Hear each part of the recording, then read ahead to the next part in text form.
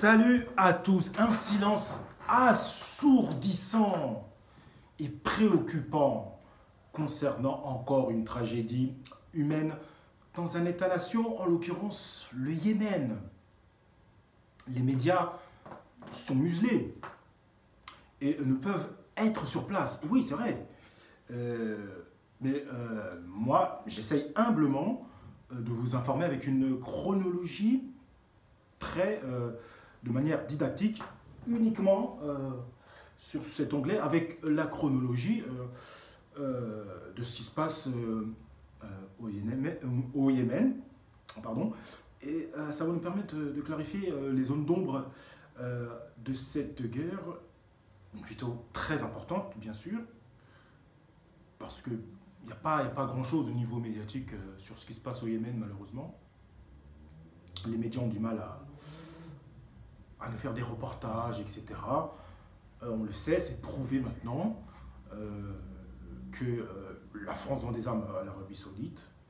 Et effectivement, ces armes peuvent servir aussi à cette guerre, malheureusement. Donc, effectivement, le gouvernement français peut effectivement étouffer au niveau des informations, puisque là, la chose est très très grave. Donc, sur France Culture.fr, comprendre la guerre au Yémen en 10 dates, mise à jour le 26 mars 2019, un article qui date du 21 mars 2017, donc, par Abdelhak El Idrissi et Eric Chaveroux. C'est quand même un onglet extrêmement important. On va essayer de comprendre ensemble ce qui se passe au Yémen, point par point et par séquence. 4 ans après le début de la guerre entre des rebelles yéménites chiites, Houthis, et une coalition de pays arabes menée par l'Arabie Saoudite, le conflit s'enlise. Malgré les efforts de l'ONU, le pays s'enfonce dans le chaos, avec plus de 10 000 tués depuis 2015. Mais comment en est-on arrivé là? Eh oui. Le 27 septembre 2018, des enfants yéménites avec leur père lors d'un rassemblement à Sanaa en soutien au mouvement chiite Houthi contre l'intervention menée par des Saoudiens dans la capitale. La guerre actuelle au Yémen était au départ un conflit tribal et confessionnel interne à ce jeune pays créé en 1990, effectivement. Mais désormais, l'enjeu est régional et implique deux puissances voisines, l'Arabie Saoudite et l'Iran. Au milieu, le pays le plus pauvre de la péninsule arabique sert de champ de bataille et la population sombre dans la violence, la faim et les maladies, en particulier le choléra, avec plus de 10 000 tués depuis 2015, plus de 60 000 blessés, déjà 3,4 millions déplacés, selon un bilan partiel de l'OMS. Des ONG estiment que le nombre de morts est nettement plus élevé, certains citant un nombre bien 5 fois supérieur. Effectivement, c'est difficile de compter les décès. Donc voilà, là, ce qu'on peut comprendre avec ce paragraphe, c'est que l'Arabie Saoudite, d'un côté, les sunnites, en majorité dans l'islam, et l'Iran, qui sont en minorité chiite, donc se font la guerre. Et comme terrain, malheureusement, c'est le Yémen qui est le théâtre d'affrontements terribles entre ces deux nations. En décembre 2018, une trêve des combats a été décrétée grâce à l'accord de Stockholm pour la province d'Hodeïda. C'est pour ça qu'il y a une mise à jour qui a été faite en mars 2019. Donc en décembre 2018, une trêve de combat a été décrétée grâce à l'accord de Stockholm pour la province d'Hodeïda, port vital du pays sur la mer Rouge, mais des combats se poursuivent. Et il y a encore quelques jours, le commissaire aux droits de l'homme de l'ONU a dénoncé le lourd tribut payé chaque jour par les enfants depuis l'accord de Stockholm du 13 décembre. On estime que 8 enfants sont blessés ou tués quotidiennement au Yémen, a déclaré Michel Bachelet. Quelques 80% de la population, soit 24 millions de personnes, ont besoin d'assistance d'après l'Organisation des Nations Unies. Les 2 tiers des régions du pays sont en situation de pré-famine. Donc la situation est très inquiétante. Et voilà, malheureusement, il ne peut pas y avoir, c'est une guerre interreligieuse, c'est une guerre en interne de religion, donc c'est très compliqué pour qu'un État intervienne. Puisque l'Arabie Saoudite, c'est plus côté États-Unis, et l'Iran, c'est plus côté Russie, Chine. Donc il n'y aura pas d'intervention de la France, puisque la France vend des armes. Et l'Allemagne n'a pas de militaire, et l'Angleterre n'a absolument rien à faire. Voilà. Donc un pays sous mandat de l'ONU ne peut rien faire. En réalité, c'est quelque chose de bloqué. On a l'impression que c'est bloqué. Voilà, on a l'impression que la situation globale au niveau Yémen, c'est bloqué. Voilà, là, je vous ai décrit la séquence. Et il y a près d'un an, lors d'une conférence de donateurs, le secrétaire général de l'ONU, Antonio Guterres, avait insisté sur le fait que le Yémen connaissait actuellement la pire crise humanitaire dans le monde et que l'ONU avait besoin, pour ses programmes d'urgence dans ce pays, de 2,4 milliards d'euros. Retour sur le moment important qui ont structuré le conflit. Donc en 2004, la rébellion des chiites de Saada. Dans le nord du pays, dans le gouvernorat de Saada, à la frontière avec l'Arabie Saoudite, les chiites zaïdites entrent en conflit avec le pouvoir central de Sanaa. Le Yémen est majoritairement sunnite, mais compte une forte minorité chiite, 40% de la population. Ces derniers estiment être mis à la carte de la vie politique et économique du pays, sont suivis des manifestations et des heurts avec le pouvoir central qui dénonce une rébellion. La police tue des dizaines de contestataires et en arrête des centaines. Je termine juste, après j'ai une petite parenthèse à faire. Le meneur de la contestation, Hussein Badreddine Al-Houthi, donne son nom au rebelle houtiste, tué en septembre 2004 par les autorités. À cette date, le conflit connaît une inexorable escalade dans la violence. Ça me fait penser malheureusement à ce qui s'est passé en Afrique subsaharienne, dans l'état du Rwanda. Ça fait penser à ça, avec deux ethnies qui se font la guerre. Et puis il y a aussi un fond de religion aussi. Donc, 2009, le conflit prend une dimension régionale. En 5 ans, les rebelles ont gagné du terrain, notamment le long de la frontière avec l'Arabie Saoudite, où le face-à-face avec l'armée saoudienne fait plusieurs morts de part et d'autre. L'armée saoudienne effectue ses premières frappes aériennes. Par ailleurs, l'Iran est soupçonné de participer au conflit en fournissant des armes aux rebelles. Oui. Malheureusement, à partir du moment où le conflit s'étend, forcément l'Arabie Saoudite va défendre les sunnites et l'Iran va défendre les chiites. 2011, la chute du président Saleh. Dans la foulée du printemps arabe en Tunisie, en Égypte, le Yémen connaît une série de manifestations populaires qui démarrent au début de l'année 2011. Les rebelles houtistes se joignent à la contestation lancée par des étudiants. Malgré les annonces du président Saleh concernant l'organisation anticipée d'élections et une révision de la Constitution, les manifestations ne faiblissent pas et se terminent souvent par une répression sanglante. Il faut l'intervention des États-Unis et des pays du Golfe pour négocier le départ du président Saleh. Ce dernier accepte de céder le pouvoir dans un cadre d'un accord de transition. De début 2012, le vice-président Mansour Hadi prend la tête du pays puis remporte les élections organisées dans la foulée. Pendant cette période, Al-Qaïda, dans la péninsule arabique, profite du chaos pour étendre son influence territoriale. Donc la manifestation en 2011 contre le président Saleh. 2014, les houtistes rejettent le projet de fédération. En janvier, l'instance chargée du dialogue national préconise de transformer le pays en État fédéral composé de 6 provinces. Le projet prévoit que le gouvernorat de Saada, fief des rebelles chiites, soit intégré à un territoire plus vaste au sud. Mais les houtistes refusent, ils demandaient une région qui leur soit propre et un accès à la mer. Très important, l'accès à la mer. Bien sûr, dès l'été, pour ne pas être enclavé, dès l'été 2014, les rebelles reprennent leur offensive et étendent leur influence. En septembre, ils entrent dans la capitale de Sanaa. En janvier 2015, ils assiègent le palais présidentiel. En mars, ils contrôlent Taïz, plus au sud, la troisième ville du pays. 2015, intervention de la coalition arabe. Donc, nous avons les acteurs du conflit avec la situation en juin 2015.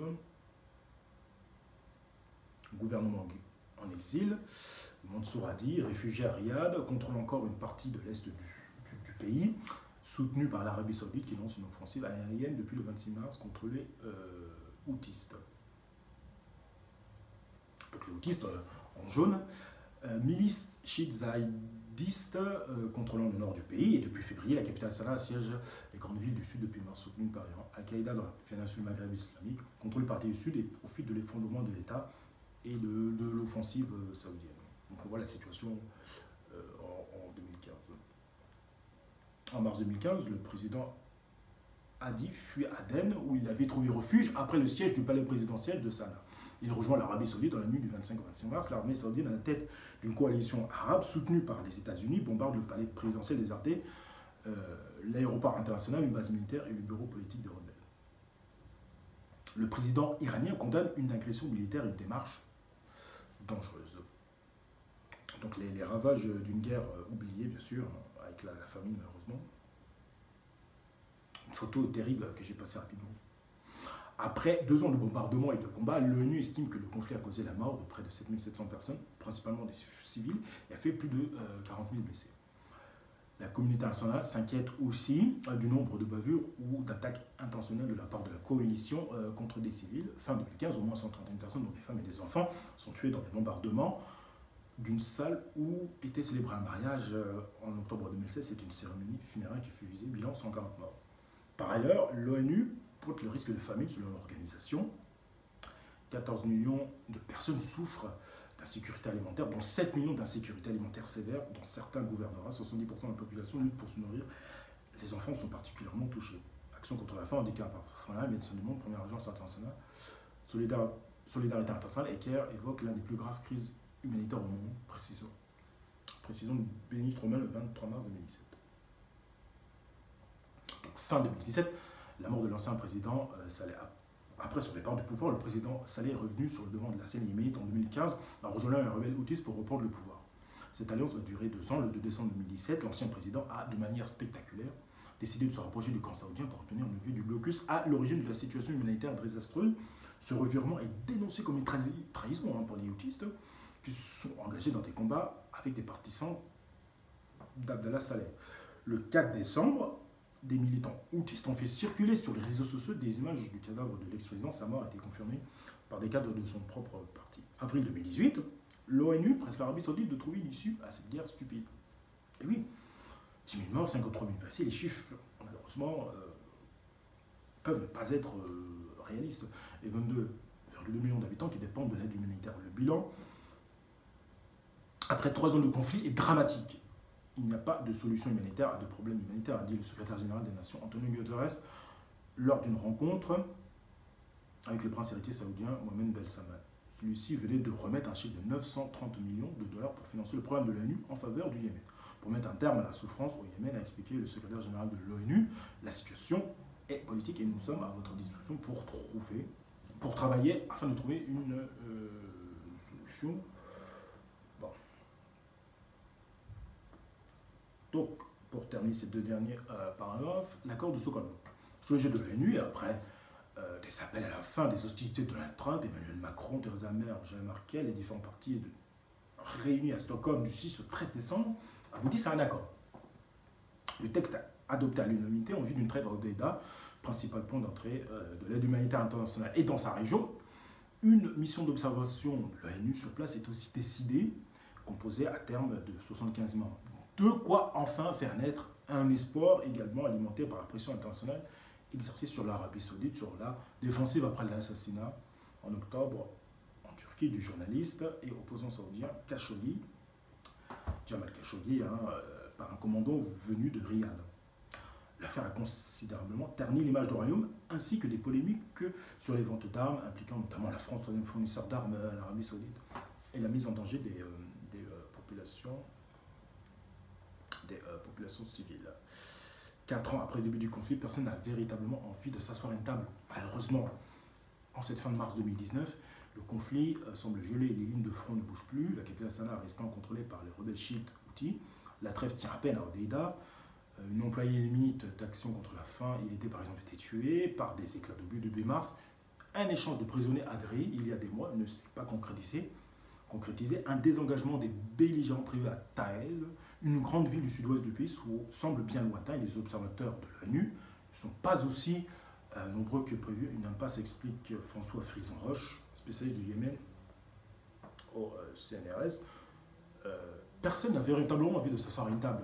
Les Houthis sont certainement capables de tenir encore un temps, pas très longtemps, car les stocks d'armes doivent s'épuiser, mais ils sont en position de force et ils le savent. Les Saoudiens aura certainement envie de se débarrasser du premier Yéménite, mais ils ne veulent pas subir un affront supplémentaire par une forme de défaite militaire ou des négociations qui les forceraient à reconnaître une forme d'échec. Ils sont partagés entre cette volonté de sortir de ce conflit, qui finit par leur coûter cher financièrement et en image de marque internationale, et le fait de ne pas tolérer leur image régionale, de donner l'impression qu'ils s'affaiblissent en négociant. Pour terminer, les Nations Unies devraient toutefois présenter au gouvernement yéménite, aux rebelles Houthis, un nouveau plan pour le retrait des combattants de la ville d'Hodeïda, déclaré le 19 mars le médiateur de l'ONU pour le Yémen, Martin Griffiths. Le principe de ce redéploiement avait été approuvé dans le cadre de la trêve de Stockholm.